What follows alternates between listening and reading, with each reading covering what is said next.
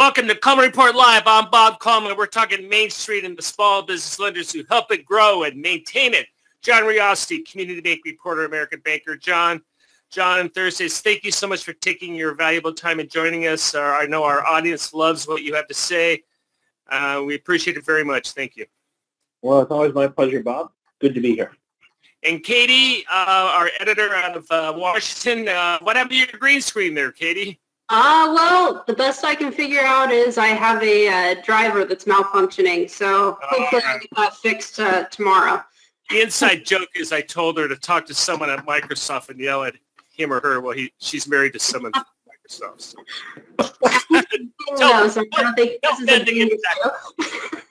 Hey, we have a lot of news. Thank you so much for joining us. Please ask your questions.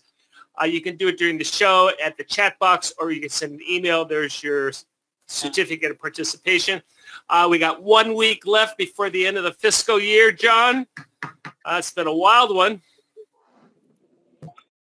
It has, and there's no guarantee that it won't get wilder. In fact, it seems like it's going to get wilder. Well, we're going to talk about that. Hey, we have some poll questions. Let's go to them. Have any of your PPP forgiveness apps been validated by SBA? What do you think the answer is going to be, John? Well, I'm hoping no. Otherwise, I'm in trouble. Yeah, that's pretty unanimous. I think that it's sad is what it is. So, but anyway, that's where we are in the industry. Number two, will SBA utilize the full 90 days to review forgiveness files and reach a decision? I think we know where this one's going. Yep. Does that make sense to you, Katie? Well, yeah, especially since looking at the GAO report that came out earlier this week, they were saying that the SBA plans to automate this process. And so far, at least as of the end of last month, they had not finished creating that automation process.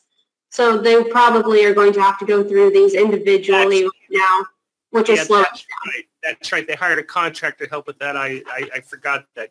Good point. So hopefully they get that done quickly. And finally, if the Main Street lending program is reduced to $100,000, will you participate?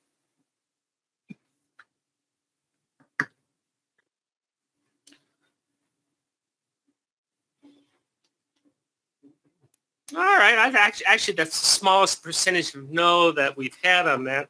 John, let's start with this program. Then I really want to have your input on PPP. What's going on with Main Street lending? Well, with Main Street lending, it's just the parameters as they are set now are, I guess, too high for a lot of banks.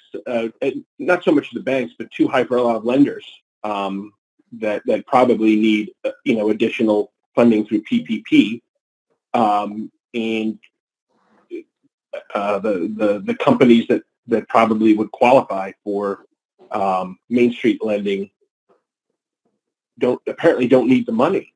And one thing that I'm interested in is the correlation between the Main Street non-usage, if you want to call it that, and the very strong trend of companies coming off deferment.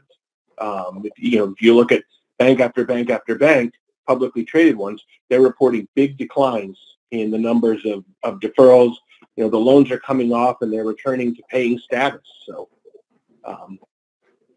yeah, so and that's becoming a prevalent theme come next month in November. There are going to be issues that these borrowers have been used to not paying, and now something got to start paying again. For those who are the business is doing fine, that's okay, but I'm sure you also read that report. 90% of small businesses in New York can't pay the rent right now. Well, I don't know if we're talking about the city of New York as opposed to the state. It's a unique problem because they have challenges there in terms of opening up and being allowed to function in a way that makes sense for them, particularly the restaurants. And also the hotels. I was reading about every hotel in the city will need additional deferment. So, John, you wrote a great article yesterday on PPP angst. I love that word. What's going on? Sort of the main takeaway for me, the most surprising takeaway was sort of getting confirmation, going beyond a little bit the anecdotal and getting broader confirmation that SBA has not returned any of these. And number two, that there are a lot of applications that have been submitted. According to the, Katie, you mentioned the GAO report, and according to that, through September 8th, there were 56,000 applications submitted. As one person I talked to pointed out, that's 1% of loans. So if you look at it proportionally, it's a small number, but if you look at it just as a number, it's a big number. And a lot of them have been there for a while. They started on the 10th. They opened the portal. So a lot of them have been there now for more than a month, and there have been no answers. Zero, as far as we can tell. John, I always ask the question, number one, what are we talking about on threshold for forgiveness? Still the 150 number?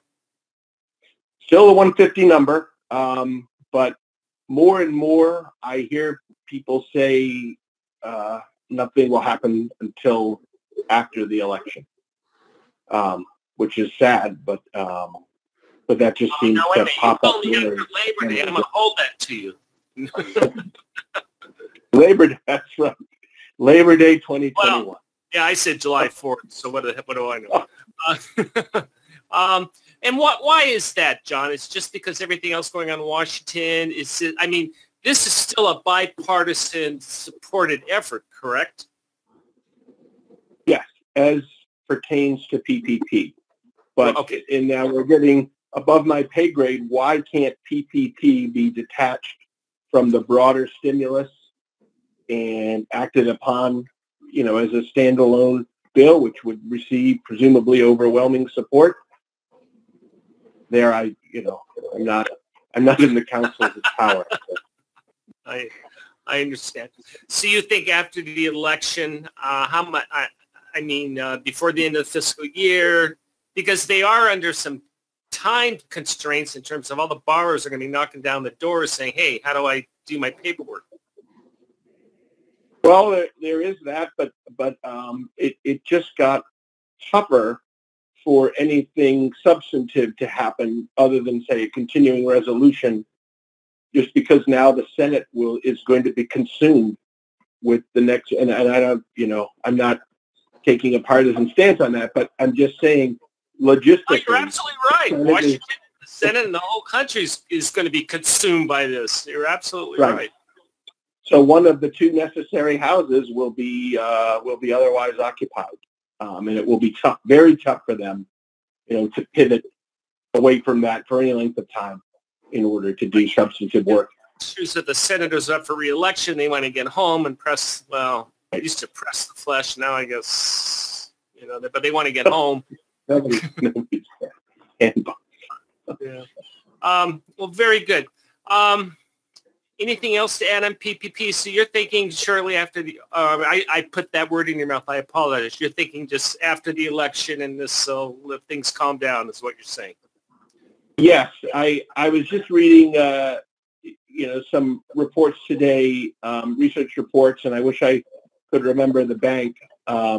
But now this bank is saying, forgiveness well into 2021. They won't start first half of 2021 is when, they will see. So it used to be third quarter, then fourth quarter. Now, for a lot of banks, it's 2021. And the way the program is written, I don't think that's going to be an enormous hardship for the banks. One thing that was interesting from a borrower standpoint, if you're a borrower that has any type of big business strategic move that you want to make, either to sell your business, buy another, anything like that, this becomes a real problem. It's this issue hanging over your head, and you'd love to get it resolved, and you're willing to do what it takes to get it resolved. But the other parties are not acting on it. Very good. Well, we really appreciate the update, and then we talked about obviously Senator Rubio's. Now that was Mnuchin who was saying that. Does Rubio have a different stance than Mnuchin? No. I mean, with regard to PPP and forgiveness, no. I mean, yeah. I mean, I agree with you. That's what's frustrating. Everyone seems to be on the same page, and it's not getting done. Well, very good. Well, we certainly appreciate that update. Katie, yesterday we got stumped on EIDL. What's going on with EIDL? So the program is still up and running and available. However, the EIDL Advance is no longer available. So as of a couple weeks ago, which is the most recent data SBA had released on their website, there had been 3.4 million loans approved at a dollar amount of 190 billion. And I did try to look and see what that was compared to some of the previous things. Unfortunately, there's not a lot of data on previous. I do know this is 19 times the size of the economic injury disaster assistance for Katrina. So it's a very large program, and it's still open.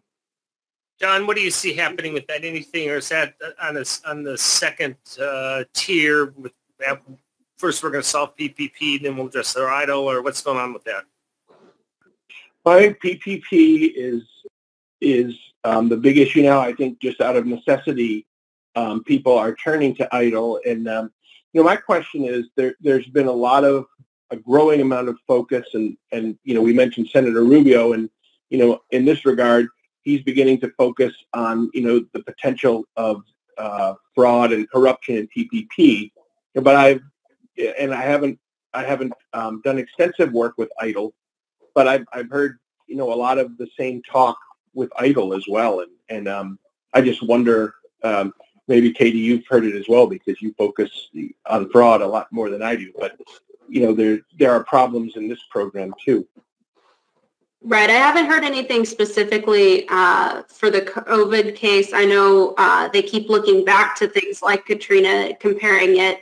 That one, they were saying estimates are that about 60% of those contain some kind of false statements in the applications, which is just not good. So this program has the ability, certainly, to have a significant amount of fraud in it as well, unless they have fixed those problems. I don't know the answer to this. I doubt either of you do, but we'll research it. John or Katie, do you know what the levels were for the STAR program after the 9/11 attacks? On what STAR was? I can't even forget the acronym, but it was the program to help small business after the 9/11 attacks. Yeah, we'll pull that up. I don't remember the numbers. I'm sorry. Well, you weren't even born yet. No, but I haven't looked at the reports, so I have seen them. I just don't know the numbers. Okay, well, as a comparison, we'll pull those up numbers tomorrow. I'd be interested in that. Misery on Main Street, COVID-19 takes a grim toll. What are we talking about here?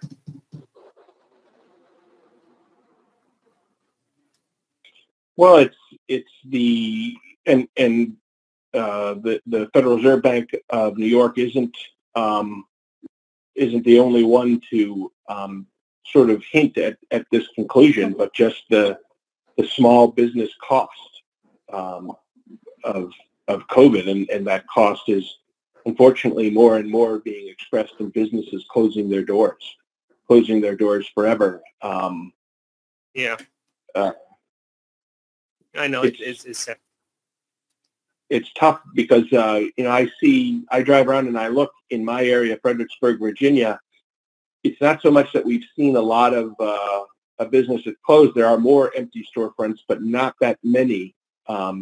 Very, very, anecdotal information here. So take it for what it's worth. You're absolutely right. We're all experiencing that, and it's right. That's why this is so critical to get this PPP done, get EIDL done. We're talking second waves, and It's critical to do this. A couple questions, and I don't know the answer to this one. Raymond asked, is there expectation that the guarantee fees in 7A or 504 will drop after October? That would be part of legislation. I haven't heard anything on that. Have you, John? Yes, I've heard, and You've heard, okay. Expectations is a good word because that's what it is now. It has not yet been written into any legislation that's in Congress. You know, the parties are probably working very hard on a budget or a continuing resolution, but at some point, probably in fiscal 2021, almost certainly in fiscal 2021, you're going to see regular SBA fees drop significantly. Nice. Okay, good. Darcy asked the question, how are lenders supposed to handle loans with a 6-month deferral of payments? We don't know quite yet, Darcy. That's why she asked, are we redocumenting these loans? We're basically waiting for guidance from SBA.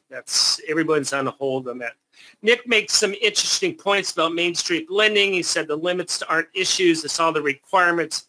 He said the government's treating these like large C&I loans and not a stimulus program for jobs. Additionally, the 5% is too much of a risk for the lender. Basically, it's unsecured. The Fed should purchase 100% of the loan. Just background information, John. Very good. Let's see. Congratulations. Small Business Week is here, and some winners have been announced. Women's Business Center of Excellence Award, Southeastern Connecticut Women's Business Center. Laura Steller is the project director. They're out of Connecticut, obviously. Small Business Development Center, University of Pittsburgh. Raymond Varga is the director. Veterans Business Outreach Center at Fayetteville State University. Tamara Bryant, congratulations. Fayetteville is North Carolina. And the SCORE Chapter of the Year is Greater Seattle. There you go, Katie. That's your new backyard. Congratulations to Krista Fuller, the chair, Tom Hughes, the assistant district director. So congratulations to all of those. Now I could, Bob, go back to those comments that were just made about Main Street. They're very good and very on point. And, you know, it caused me to think PPP, of course, is a stimulus program. It's sort of a textbook stimulus program. But when you have that and you have it at the scale of PPP, there are inevitable issues. And those are cropping up now. And it seems like, you know, one of the things Senator Rubio, you know, his comments that, you know, the government is the federal government is now sort of moving to tighten there, and they certainly are being very tight with Main Street. So, you know, he raises a great point that it is probably not the issues; it's all the other conditions and rules attached to it. And again, I'm still optimistic. This is bipartisan, as you said. It's getting caught up in the everything else that's going on in Washington. And sent us a note saying STAR was $7 billion. And I appreciate that information. So obviously what we're talking about today dwarfs STAR significantly. So, yeah, by 100 times. Yeah. That's why when this came out, Lance and I were completely, I know you were as well, John, completely shocked at the numbers that were coming out. We're going to be talking about the new SOP that's effective on October 1st. We're going to talk about it on October 1st. And we have a couple of other webinars coming up. Hey, and the compensation report is done. Send an email to joseph@colemanreport.com, and we'll be more than happy to get that out to you. All those of you who participated in the survey, you should have received your free copy. If you did not send an email, send it to Joseph. They'll send it to me. It'll get done. John, thank you so much for joining us. Katie, as always, thank you. Talk to Microsoft about your camera issues. Yeah, I'll figure it out. Thank you for joining us today for Coleman Report Live and for supporting America's Main Street, one entrepreneur at a time. Thank you all. Have a great day.